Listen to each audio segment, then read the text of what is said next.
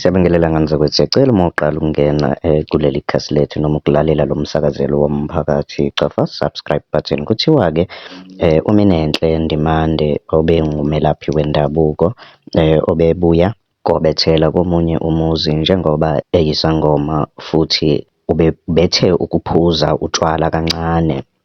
Uxabane nobaba wakhe. Kuthiwa-ke njalo uma ephuzile bekuba khona ukuqulisana nobaba wakhe ukuthi kungani uhlupha umama. Ubaba wakhe ugcine esemgenxa ngocelemba waze washona wambulala, wamnqamula ikhanda. Lesigameko senzeke esidakeni obuka ngasemongeni. Mina-ke nawe ngani zakwethu bengathanda sihlangana laphaya kwi-comment section sizwe ufolo wakho ukuthi wenzeni ngalolu daba. Ungakhohlwa ukucofa subscribe button le channel yethu. Danko, bye.